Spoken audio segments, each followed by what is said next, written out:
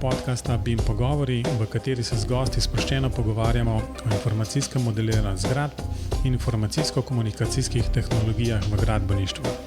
V oddaji bomo danes govorili o podjetju CGS Plus, stanju BIM-a v Sloveniji in širše in še marsičem. Z vami sva Robert in Matevž.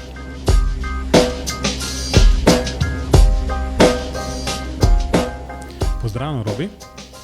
Lep pozdrav. No, danes gostiva direktorja podjetja CGS Plus, Matjaža Šajna. Pozdravljen, Matjaž. Ja, zdravo, zdravljeni. Lahko v parih stavkih se predstavljaš in poveš, kaj počneš.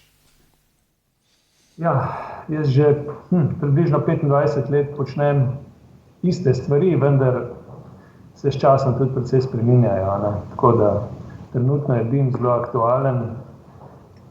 Prva revolucija, ki nas je zajela pred 25 leti, je bila CAD revolucija, tako da kaj počnem? V bistvu me še vedno ta tehnologija zelo zanima.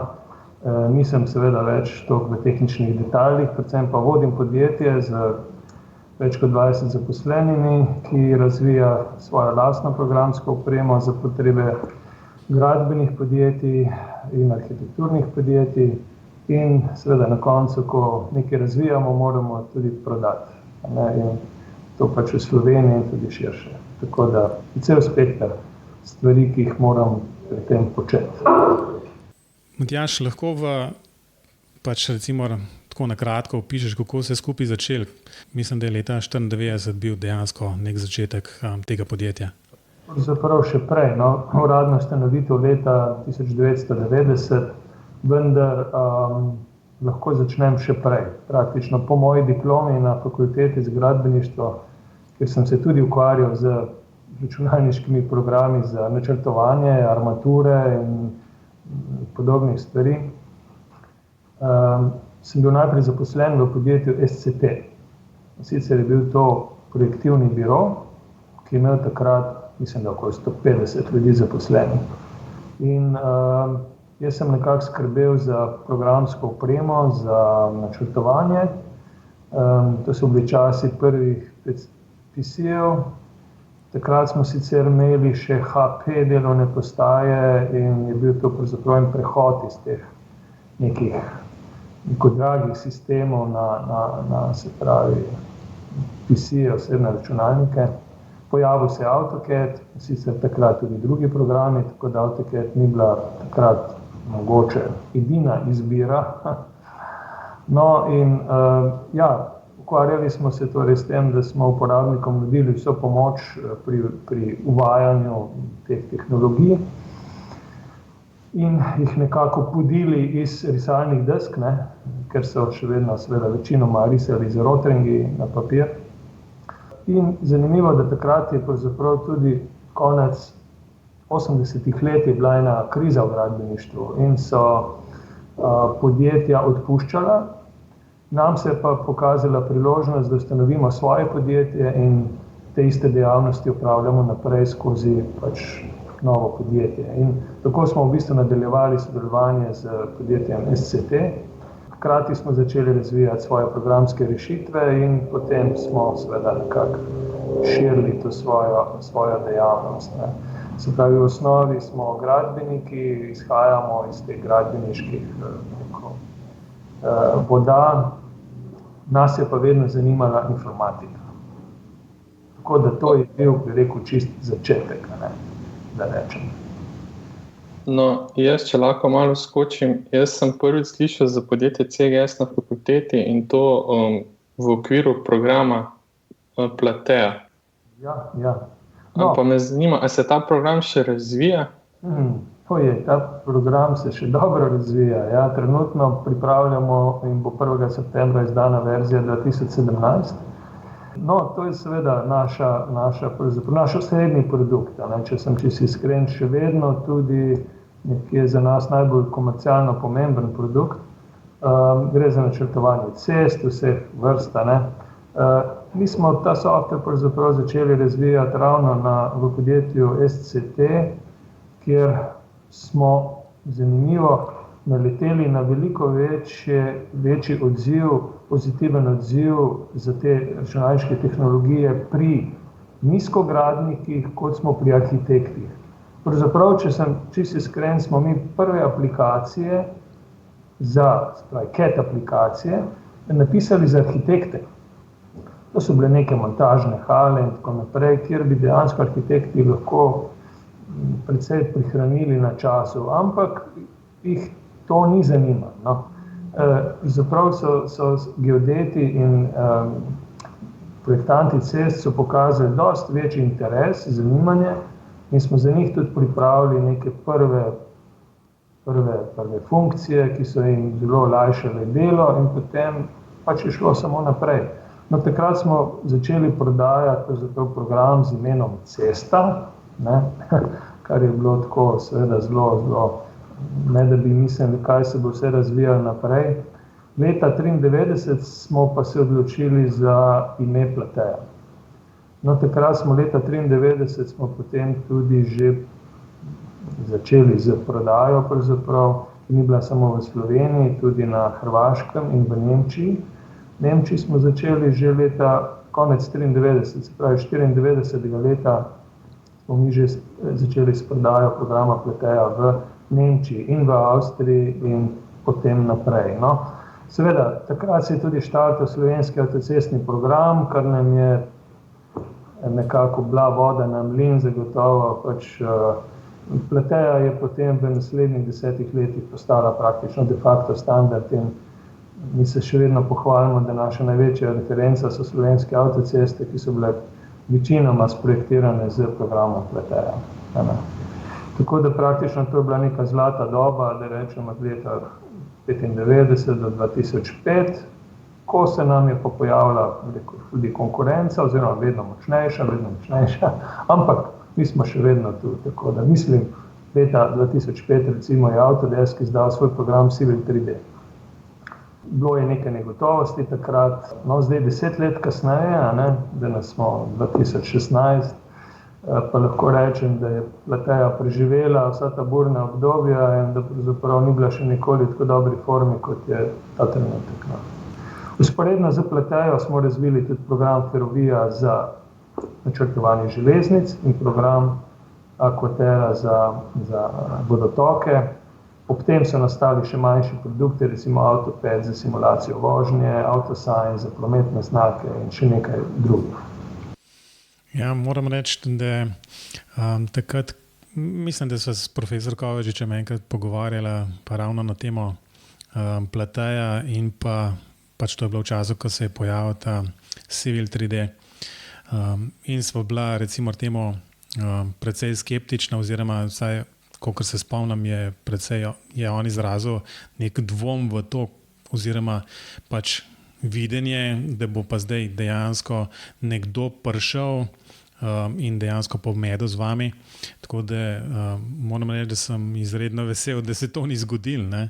Ker takšnih podjetij, razvojnih podjetij, ki dejansko delajo software za gradbenike in ga ne preprodajajo samo, tega je v Sloveniji zelo malo. Ne? Tudi dejansko širše v Evropi in v svetu teh firm ni prav veliko, tako da je pač vedno zelo pohvalno, če kakšna takšna obstaja v Sloveniji. Sploh zato, ker velike požirajo manjše in tako naprej. Ne. Sicer moram reči, da v tej neljubi situaciji leta 2005 se je znašlo veliko podjetij na svetu, ki so pač delala podobne produkte kot mi, vendar CGS je bil tukaj spet prvi v nečem in sicer mi smo nekako sprejeli ta izid programa Civil 3D kot neko dejstvo in tudi kot nek izziv ali kot neko priložnost. Mi smo pravzaprav začeli razmišljati v smeri, da bi mi svoje znanje morali tudi implementirati v Civil 3D-ju. Dejansko smo mi takrat bili prvi, ki smo v svetu razvili neke dodatke za Civil 3D, ker seveda prve verzije so bile precej skromne, se funkcionalnosti tiče.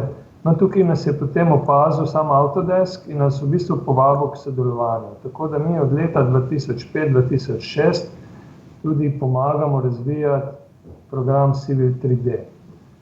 Mi v bistvu razmišljamo na način, da moramo biti podjetje, ki pač obvlada stroko, obvlada tehnologijo in mi to svoje znanje, to svoje bogatstvo v bistvu posredujemo na različne načine.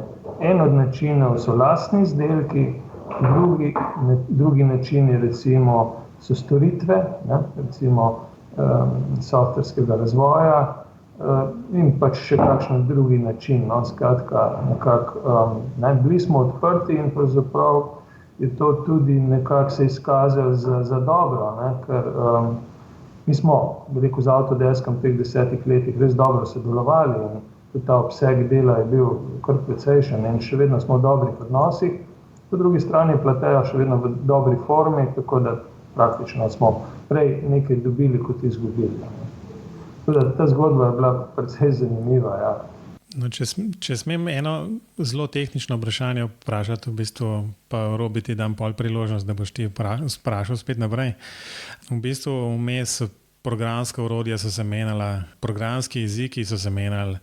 Vemo od začetka v Autodesku oziroma AutoCAD-u je bil Lisp, tista glaven. Pozno se neke ARX knjižnice, če se spomnim, v bistvu nekaj v C++ bilo. Pozno se je Visual Basic bil. Kolikokrat se je ta Platea sploh na novo napisala praktično? Ja, to je dobro vprašanje, ampak v bistvu smo res mi začeli z Autolispom. In moram reči, da še kakšen manjši del kode bi se celo našel lahko tudi v Autolispu, ker Autolisp sploh ni bil, bi rekel, nek nazadnjaški sistem, je pravzaprav zelo dobro funkcioniral, še vedno funkcionira, ampak nekoliko je pač postal počasen z leti. Še vedno se uporablja, moram reči. Potem je bilo seveda obdobje, ko je Autodesk uvedel možnost interfejsa z programskim jezikom C, to se imenoval ADS, potem je prišel še Basic, no potem pa C++. Tako da mi smo vse te faze pravzaprav šli čez in seveda zadnjih 15 let je praktično vse v C++. In moram reči, da tukaj je tako, da Autodesk pravzaprav bazira na Microsoft tehnologiji, mi baziramo na Autodesk tehnologiji, tako da pravzaprav privzemamo seveda na nek način Autodesk in Microsoft orodja. Tako da naš razvoj se odvija v Microsoft Visual Studio, večinoma pač skozi vmesnik RX naredimo te svoje zadeve, delno pa tudi skozi .NET. Tako, če rečem, malo bolj tehnično. Sicer nisem jaz to tehnični specialist, da bi več o tem govoril, ampak to je nekako ta okvir. Ja. Meni je predvsem zanimivo to, da ste vi zastopniki dejansko tudi za Autodesk, glede na to, da vam je bila konkurenca, ampak vse smo mi slišali, da ste tudi njihovi razvojniki do neke mere. Me pa po drugi strani zanima, moram priznati, da Plateje ne poznam tako dobro, nazadnje sem se srečal z njo v študentskih časih, ampak a je Plateja se kaj prilagodila zdaj tej BIM euforiji, ki je zajela celo Evropo pa svet? Ja, to je tudi zanimivo vprašanje. V bistvu BIM je pač nek imperativ, nek pogoj, da obstaneš, oziroma bi rekel, BIM kompatibilnost je nek pogoj, da obstaneš na trgu. Ja, tudi mi se temu prilagajamo. V bistvu v Plateji smo naredili naslednje korake v razvoju, da lahko zmodeliramo cestno telo, da nanj priknemo podatke in pač dalje komuniciramo oziroma izvozimo te podatke v različne druge programe. Tako da, ja, smo na tej poti in praktično nekje zagotavljamo en tak nivo te, da rečem, BIM kompatibilnosti, kot je danes sploh možno nekje zagotoviti, ker vemo, da so tudi recimo IFC standardi za nizkogradnjo še precej v razvoju, da še ne pokrivajo vsega spektra nizkih gradenj, tako da ja, sledimo temu. Mogoče tudi tako rekel, se pravi, brez neke integracije ali pač kompatibilnosti z BIM bi bilo seveda že vprašanje obstoja, tudi programske opreme, zato je pač to nujno bilo seveda narediti potrebno in pa jaz mislim tudi koristno. dotaknili smo se BIM, ampak pa smo se to sicer na Plateja vezali, vemo pa načeloma, kot si že samo omenil, standardi, skratka, za izmenjavo podatkov še zmeraj so v veliki meri vezani na arhitekturo, se pravi na visoke zgradbe. Koliko je pa v bistvu v recimo Plateji inženir, ki Plateja uporablja sploh v bistvu izpostavljen BIM-u? Ali je pač stvar samo pač takšno v redu zdaj, da se uporablja neki takšni gradniki, ki pa se načeloma lahko izvozijo tudi v nek standarden zapis, ali pa v bistvu obstaja neka direktna povezava tudi naprej z Revitom? Ja, tukaj bi jaz seveda moral najprej malo obrazložiti svoje videnje BIM-a, in jaz mislim, da se pač BIM prevečkrat nekako povezuje samo z arhitekturo in z visoko gradnjo. BIM je ravno tako aktualen v nizkih gradnjah, ne bom rekel bolj ali manj, pač, gradbeništvo je pravzaprav in gradbeni projekti so povezava zgradb, takšnih in drugačnih, visokih in nizkih, nad zemljo, pod zemljo. In praktično, ko nekdo izdeluje tak projekt, so v projekt vključeni ne samo arhitekti, so tudi prometniki, cestarji, urejevalci zunanjih površin in tako dalje. Sploh, če gre za seveda večje projekte, infrastrukturne projekte, pa so to lahko ceste, železnice, lahko so to hidroelektrarne, karkoli, je vedno pač v okviru projekta treba reševati vse te objekte skupaj. Zato pač je BIM v nizkogradnji ravno tako pomemben kot v visokogradnji, oziroma to je vse skupaj en BIM. Res, da se BIM v začetku hitreje razvijal na področju visokih gradenj in arhitekture, zato ker je tam precej enostavneje opredeliti objekte, jih opisati, so pač geometrijsko precej enostavnejši in njihovi parametri so zelo enostavno določljivi. Pri nizkih zgradbah, recimo pri cesti ali železnici, ali dobro, tako vzamemo kanalizacijo, vodovod, plinovod, da ne rečem rečna struga in tako naprej, je te stvari malce težje opisati. Predvsem gre za to, ena lastnost teh objektov je, da so, da so zelo dolgi, in tekom te njihove dolžine ali stacionaže, mi rečemo, se spreminjajo. Tako opis mora biti malo drugačen in te študije, kako pravzaprav nizkogradniške objekte opisati, potekajo že dolg časa. Moram recimo tukaj omeniti, da je en tak zelo dober razvoj potekal na Univerzi v Mariboru že v 90-ih letih in da so tam recimo razvili že neke svoje predloge za opise cestnega telesa. In so tudi sodelovali recimo pri kreiranju standarda, recimo LandXML. No, BIM pravzaprav to nekako seveda isto opisuje in se tudi zdaj pravzaprav pojavljajo specifikacije, ki nam bodo služile kot opora za izvoz teh podatkov iz naših nizkogradniških objektov. Zdaj, če vzamemo mi neko cesto zraven ali pa recimo železnica z železniško postajo. Ja, to zdaj ne moramo reči, je arhitektura nizkogradnja. To je ena kombinacija vsega. In zdaj, če projektant ima nalogo, da prestavi železniški tir za 10 cm v desno stran, je treba prestaviti tudi peron in potniško zgradbo in vse.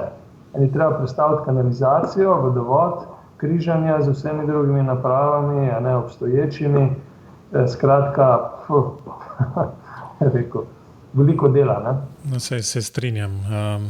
Dejansko še vedno veliko, recimo arhitektov, po vsej verjetno predvsem arhitektov razume BIM kot nek 3D, pa za vizualizacijo, pa renderiranje takšno in drugačno. Na vsak način pa prvič vključuje BIM model kot tak v bistvu in podatke, ki sploh nimajo neke grafične predstavitve.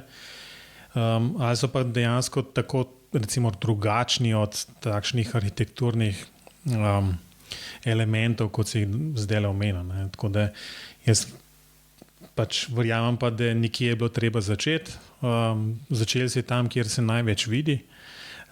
Po drugi strani pa se ne čudim, tako kot si v začetku omenil pri SCT-ju, da arhitekti niso bili najbolj navdušeni nad temi stvarmi, vsaj po vsej verjetnosti zaradi tega, ker bi oni imeli radi zelo, zelo proste roke pri vsem skupaj. Ne? Ampak to je najbrž že zgodovina variante, da zdaj v teh modeliranjih praktično vse narediti. Tudi takšne čudne oblike. Še vedno velja, da so arhitekti nekoliko bolj umetniki. Ne? Kot gradbeniki smo pa bolj tehniki, ne? Tako da lahko tudi s tem malo povežemo, ampak kakorkoli. Obstajajo takšni in drugačni arhitekti, seveda, in imam popolnoma nič proti njim, seveda. No, jaz bi nadaljeval, da drugič, ko sem pa slišal za podjetje CGS, je bilo pa v okviru CGS konference, ki se mi zdi, da se je v slovenskem prostoru precej uveljavila. Mislim, da je tudi vsako leto bolj obiskana, oziroma saj ni nič manj obiskana, kljub krizi v gradbeništvu. Pa me zanima, koliko ste pa prišli na idejo za to konferenco? Zdaj težko rečem prav, kako je prišla ideja, ampak poskušali smo seveda različne načine promocije naših izdelkov. Imeli smo že prej mogoče kakšne take manjše dogodke, roadshowe, ne vem. Je pa tudi so bila leta, recimo tam mogoče do 2000, pa še kakšno leto čez, ko so bili pri nas zelo živi še sejemske prireditve. Ne vem, če se spomnite takrat, leta nazaj, to smo imeli recimo na Gospodarskem razstavišču, pa v Cankarjevem domu so bili računalniški sejmi, ki so privabili ogromno ljudi. Mi smo imeli tam vedno razstavne prostore in smo se srečevali s strankami. Potem, ko so enkrat ti sejmi nekako izumrli, smo potrebovali neko nadomestilo in v bistvu se mislim, da tako pojavlja potem ideja o CGS konferenci in prvo smo organizirali, mislim, da leta 2005 v Lipici. Prva 3 leta smo lokacijo spreminjali, potem smo se pa kar ustalili seveda v Ljubljani in najprej nekaj let v hotelu Mons, zdaj pa že vrsto let na Gospodarskem razstavišču. No, te konference, čeprav razumem, niso samo slovenske, ampak tudi dejansko prirejate podobne stvari tudi širše. Ja, no, to je pa precej sveža zadeva, namreč lani smo prvič izvedli tudi CGS konferenco v Beogradu in bili presenečeni tudi na dobro udeležbo. Imeli smo čez 200 udeleženih, čez 300 prijavljenih. Tako in letos nadaljujemo tudi s tem, tako da 22. septembra je konferenca v Ljubljani, 5. oktobra v Beogradu in potem imamo še 22. novembra imamo konferenco na Poljskem v mestu Łódź, kot oni rečejo, oziroma Lodž. No in tako da ja, širimo to ponudbo, oziroma CGS konferenca je nek brand, postala in dejansko, kot ste rekli, zberemo veliko število udeležencev. Sicer kriza je tudi pustila recimo neke svoje posledice, tako da v času krize malenkosten upad, potem pa zdaj spet zadnja leta spet beležimo porast udeležencev, tako da rekel 300 plus imamo vedno nekako udeležbo. Kar je slovenske dogodke, mislim, da res. Tudi v tujini, ko jim to povemo svojim poslovnim partnerjem, se čudijo, kako mi zberemo 300 ljudi. No, v zvezi s prireditvami, mogoče še ena velja omeniti, ne vem, je tudi tista vsakoletna, se pravi BIM forum. Letos je bila, če se ne motim, na Bledu, pred kakšnim mesecem, ne? To je bilo junija meseca, ja. To je pa tudi, rekel, sveža ideja, sveža zadeva. Nekako je dozorel čas in razmišljanja, kaj bi še lahko dodatno ponudili, ker namreč moramo vedeti, CGS konferenca je precej tehnične narave, oziroma želimo si, da bi bila informativna, poučna, ne želimo, da je to nek prodajni dogodek, marketinški dogodek. Po drugi strani seveda to ni izobraževanje, izobraževanja imamo še posebej, ki so pač daljša, bolj poglobljena in tako naprej. Ampak recimo vodstveni kader in odločevalci pa se CGS konference ne udeležujejo, ker nimajo časa ali ne vem, jih nekako se ne poglabljajo toliko v te tehnologije in smo razmišljali pač, da moramo za njih tudi nek dogodek narediti. Po drugi strani je zdaj vse to BIM gibanje tudi narekuje, da moramo neke aktivnosti na tem področju izvajati in promovirati in BIM in pač sebe in tako dalje. In je potem dejansko zrasla še ta ideja, da priredimo BIM forum, ki računam, da bo tudi seveda postal tradicionalen, da ga bomo enkrat na leto izvajali. Zaenkrat lokacija bila Bled na Bledu, no in to je bil, moram reči, tudi en res uspešen dogodek se pravi izbrano udeležbo, več kot 50 udeležencev, koliko v bistvu tisti prostor sploh sprejme. No, struktura teh obiskovalcev je bila seveda zelo posebna tudi zato, ker je vsaj tretjino, če ne več, je bilo gostov iz državne uprave. Oni se pa recimo naših CGS konferenc ne udeležujejo, oni niso uporabniki AutoCAD-a, Plateja, Revita in tako dalje. Tako da v bistvu mi smo na Bled uspeli pripeljati državne službe, ministrstva, razne agencije in tako naprej, do inženirske zbornice in Darsa in tako dalje. No, tam smo se pogovarjali o zanimivih rečeh. Ja, mislim, da je ta povezava oziroma pridobiti državno upravo oziroma državo kot največjega naročnika v infrastrukturo, tisti najbrž glavni del, če želimo BIM nekako uveljaviti v Sloveniji in prisiliti, po domače povedano, v bistvu vse, da začnejo prvič razmišljati o BIM-u in potem jasno, da tam ga vpeljajo tudi svoje lastne procese. Skratka, kaj je recimo bil mogoče kakšen rezultat vseh tega srečanja, ki ga posebej velja omeniti? Ja, torej na to srečanje smo mi pripeljali predsedujočega v evropski skupini, ki se imenuje BIM Task Group, delovna skupina za pripravo BIM smernic. To je gospod Adam Matthews, mi smo ga že prej srečali na drugih konferencah po svetu in nekako smo ocenili, da če njega povabimo, da bomo mogoče naredili tudi en premik pri nas, pri državni upravi, da bo on le nek magnet, ki bo privabil ključne ljudi. No, in se nismo zmotili. Dejansko smo potem tudi imeli tako udeležbo na račun mogoče tudi tega uglednega gosta. Hkrati je pa seveda bil rezultat, da se je Slovenija končno tudi pridružila tej delovni skupini. BIM Task Group, mislim, enostavno mi v preteklih nekaj letih nismo sploh sodelovali v teh telesih. Naš stolček je bil tako rekoč prazen. Mi smo se seveda tukaj v Sloveniji nekaj pogovarjali po svoje, tam v Bruslju so se dogajale stvari po svoje in te povezave ni bilo.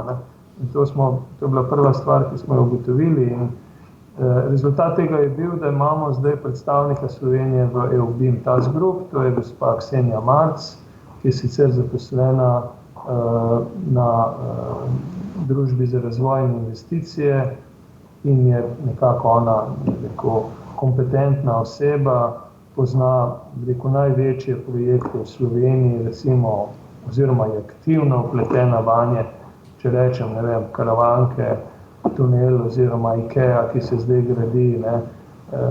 To so pa mimogrede, to so že prvi projekti, ki se že delajo po BIM ne rečem, paradigmi, no, ne. Tako da, skratka, ja, vsaj to je bil rezultat, plus jaz mislim, da seveda ne samo, da imamo zdaj predstavnika, mi smo z to organizacijo skupaj moram reči, z združenjem CBIM, in pa z podpornikoma podjetja Linealis, Maribora in Bexel iz Ljubljane oziroma iz Beograda, da smo skupaj nekako zbrali neko kritično maso ljudi, ki odločajo na tem področju o nekih zadevah, da bi lahko zdaj premaknili pri nas tudi to, da rečem, BIM v smislu neke zakonodaje, nekih standardov in tako naprej. Mi smo v bistvu pomagali pri ozaveščanju, ne. Zdaj imamo nekako identificirane te podpornike po različnih ministrstvih, ti ključni ljudje so se strinjali, so rekli, ja, to pa res pomembna tema, to nas zelo interesira. No in zdaj bomo v jeseni nekako nadaljevali pogovore in stike z njimi, da dejansko začnemo tudi pripravljati v Sloveniji neke temelje za to, da bo država lahko tudi sama začela uporabljati ali zahtevati BIM, ne samo kot tehnologijo, ampak bolj kot način dela, najmanj, kar je seveda na svojih projektih, ki so pa, kot vemo, največji v državi. Ja. Mene predvsem veseli to, da se očitno nekaj premika, zato ker sem dobil od najnih prejšnjih gostov tudi občutek, da ni nekega posluha za spremembe. Hkrati bi pa tudi rekel, da me veseli, da sta podjetja toliko aktivna, da potem dosežete kako tako pomembna stvar, ker če se ne motim, je bilo kar par evropskih združenj, v kateri Slovenija ni imela svojega predstavnika in to še pred kratkim. Ja, zdaj moramo biti še kje drugje člani, ne zdaj samo tole, ampak pač nek začetek je, ne, in pravzaprav prvič, da te državne uradnike nekako obvestimo o tej potrebi, ne. Zdaj bo treba nadaljevati, seveda. Še veliko dela, smo čisto na začetku. No, ampak da pojasnimo, ne, da pač cilj te BIM Task Group v bistvu ni razvoj standardov, ampak usklajevanje zakonodaj na nivoju Evrope. Tako da za standarde pa še vedno jasno odgovoren Building Smart. Ja, seveda, bi rekel, nekje za standarde, sploh za te tehnični del, ne. Sicer država lahko, bi rekel, ustvarja svoje standarde tudi na področju BIM-a, ne, ker tukaj ne gre samo za tehnične stvari, gre za marsikaj drugega, ne. Kot naročniki, investitorji imajo še veliko drugih zadev. Vendar ja, to usklajevanje je pač bistveno, ne. Nekaj svobode še vedno je, ampak mislim, da neki okviri so pa že dobro, da jih imamo, ne. Lahko še zaskočim z enim hitrim vprašanjem.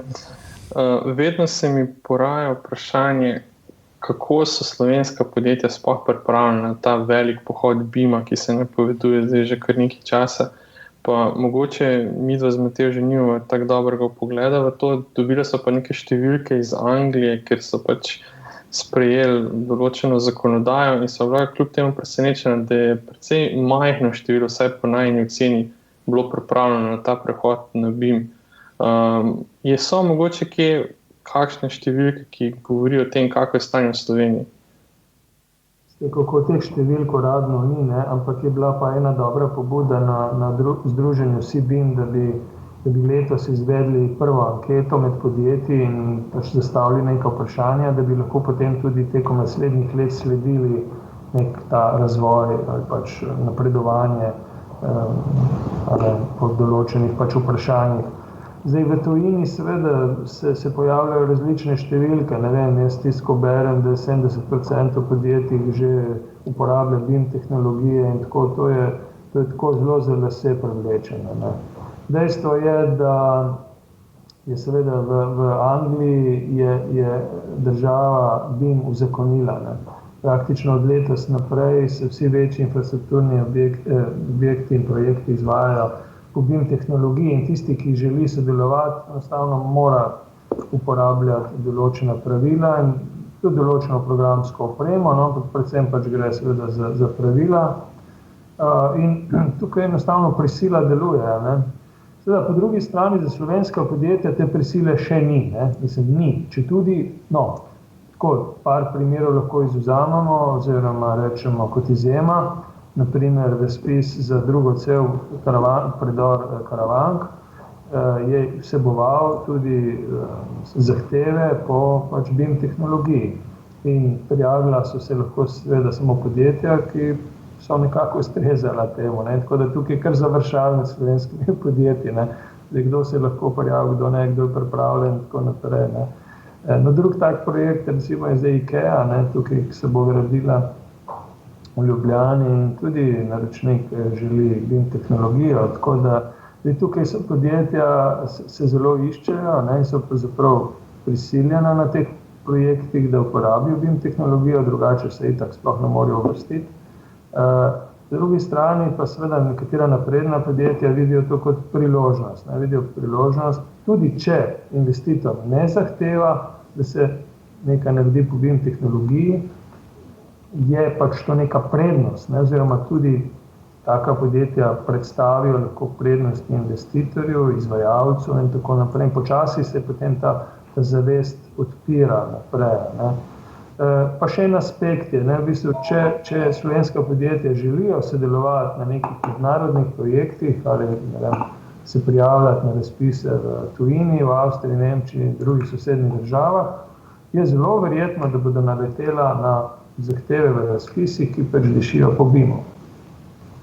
Tako da vse to, bi rekel, je spodbudno, ne, za BIM nekako.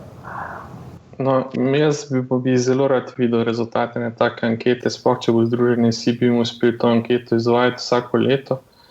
Se pa tudi strinjam, oziroma bom rekel več kot strinjam s tem, da so te številke iz tujine vse prenapihnjene.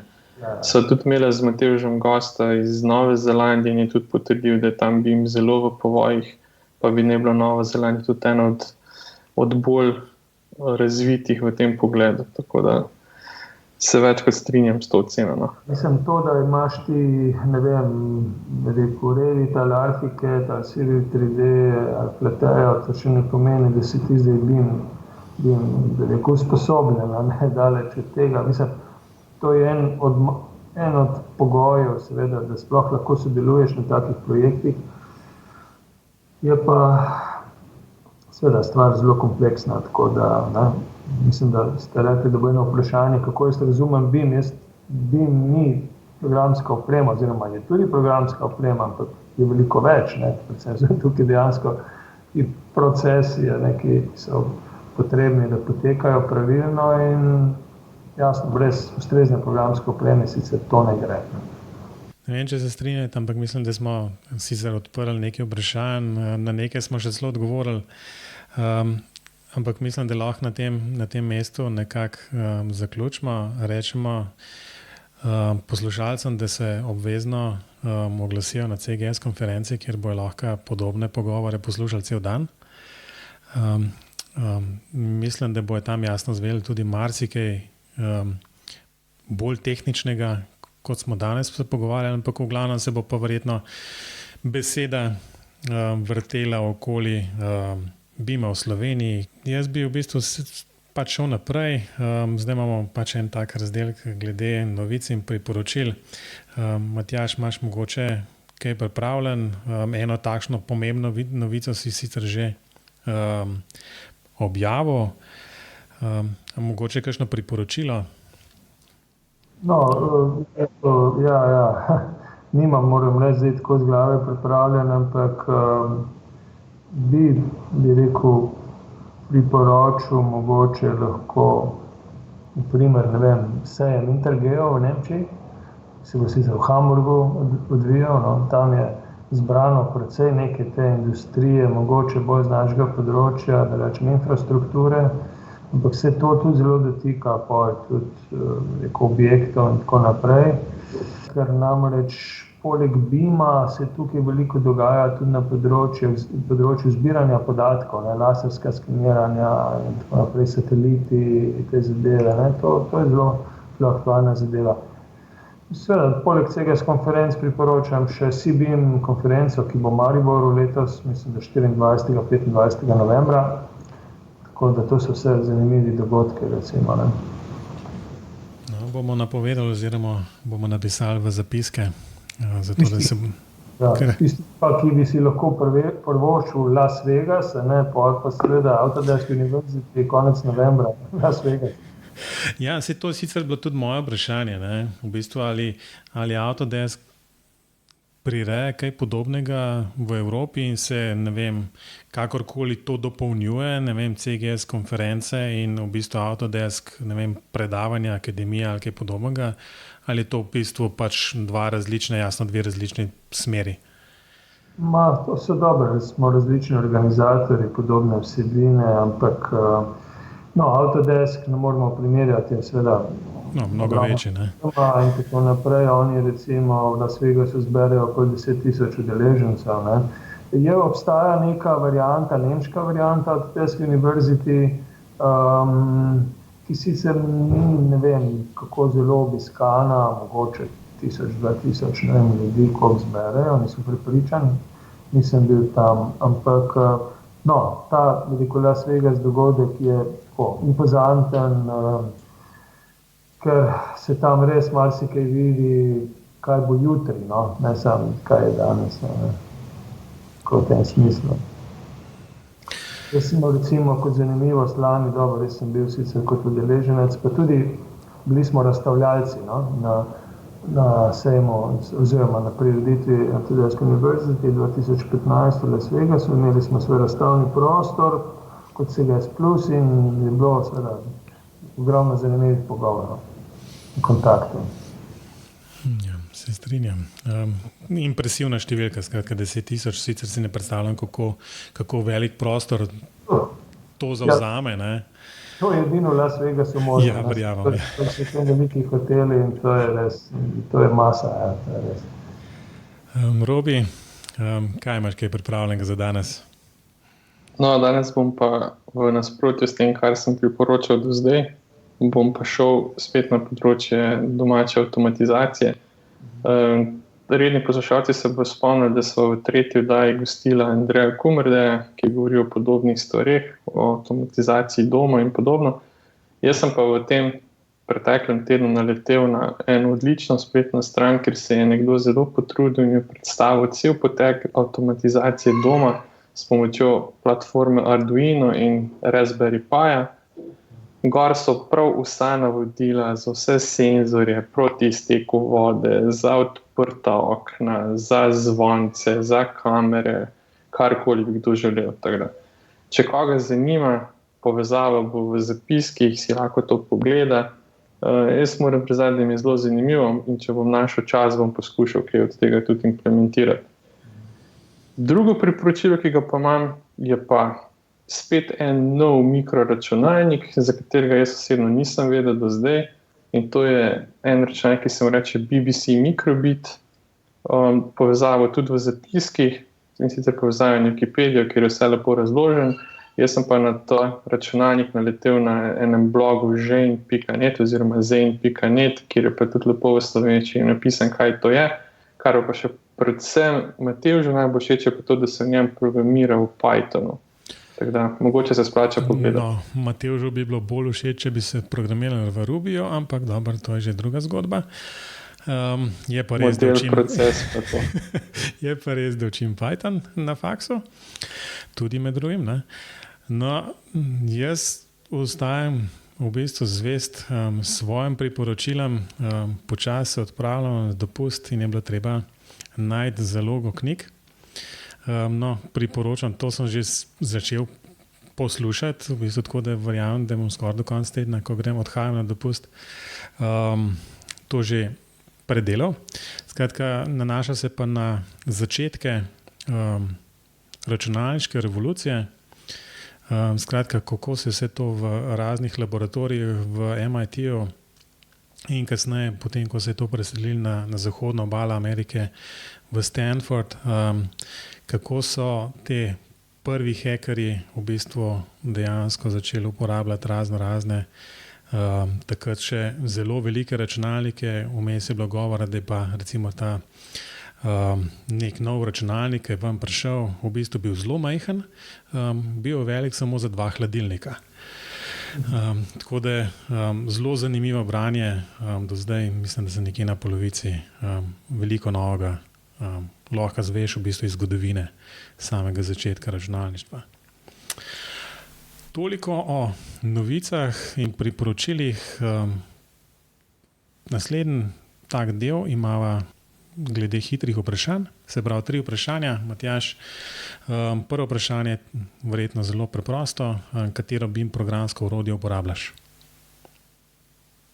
Uporabljam Platejo, če tudi velikokrat z programom Civil 3D, če gremo že na nizkogradniško področje, kombinacija z Revitom, logična in delujoča, tako da nima pa nič proti drugim tudi. No, vsej ta je, imeli smo gosta, ki je rekel AutoCAD, tako da zdaj Plateja, ni problem, bom napisal Plateja. Potem naslednje vprašanje, po katerem se da nikoli ne strinjamo, je, a je ta BIM, ta M v kratici BIM, razumemo M kot model oziroma kot proces, se pravi model ali modeling, mogoče kaj tretjega, predlaganje bo management. Vemo, da je to ali model ali modeling in oboje je v redu. V bistvu potrebujemo virtualni model, da se lahko sploh gremo BIM. Hkrati seveda modeling, pač nek proces, ne samo modeling, je samo en del seveda teh BIM procesov, tako da... Kaj napišem? Kar proces? Ne tiče, jaz... Mi pravzaprav govorimo o modeling. No, proces. No in zadnje vprašanje se nanaša na uporabo standardov. Prav, sicer je vprašanje omenjeno na OpenBIM, ampak to se sliši kot nek marketinški izraz, pa v bistvu tukaj ni tako mišljen. Se pravi, ali se splača, recimo, da začnemo z nekim velikim projektom, naprimer karavanski predor, ali zahtevati, da se izmenjuje podatke po recimo tem IFC standardu, ali pa v bistvu recimo rečemo, v redu, imamo tak projekt, megalomanski projekt, dajmo mi to standardizirati v bistvu na nekem zasebnem podatkovnem formatu. No, jaz sem bil vedno za povezovanje in tudi ne za soliranje, tako da zame pač OpenBIM oziroma Building Smart, IFC in tako naprej, pač tisto, kar ne sme biti dvoma ali ne. To je samo vprašanje časa in čim prej, tem boljše. No, hvala za odgovor. Robi, pred zaključkom imamo še kaj, kar smo pozabili izpostaviti? Mislim, da ne. Mislim, da smo pokrili vse, kar so želeli. Torej smo pri koncu, Matjaž. Mogoče za konec, kje te poslušalci lahko najde, kako kontaktirajo? Ja, na naših spletnih straneh www.cgsplus.si ali .com smo pač nekje dosegljivi oziroma tudi na mojem e-mail naslovu matjas.sajn@cgsplus.com. Drugače pač tudi dobrodošli na kavici tukaj pri meni na Brnčičevi 13 v Ljubljani, kjer imamo še vedno dovolj parkirnih mest, tako da ni problem, lahko se oglasite. No, v bistvu vse, kar bi pa še enkrat povabili poslušalce, da se udeležuje tudi CGS konference. Če se ne motim, na CGS konferenco se je potrebno prijaviti, to naredijo pač poslušalci na cgs-konferenca.si, če se ne motim. Tako da še enkrat najbrž lahko povabimo vse, da pride na konferenco poslušati, kaj včasih tudi povedati in se predvsem družiti z drugimi uporabniki, da v bistvu pač lahko razširimo skupaj BIM uporabo v Sloveniji. Tako. Če naj omenim, da je pač brezplačni dogodek, tako da vsi lepo vabljeni. Ja, mislim, da nam ostane samo še to, da se najlepše zahvalimo za tale pogovor in da lahko samo obljubimo, da se vidimo na CGS konferenci. Do mene je bilo tudi veselje, tako da bom z veseljem še naprej sodeloval. Najlepša hvala za te besede. Jaz bi na konec povabil poslušalce, da obišče tudi spletno stran binpogovori.si in si tam preberejo zapiske te oddaje.